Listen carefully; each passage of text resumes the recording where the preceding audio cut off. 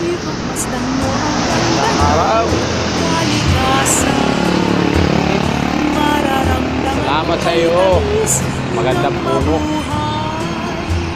Bawasan mo ang init ng panahon. Ikaw ang aking Guys, ay wala nang katulad ganda ng bulaklak na itong puno na ito.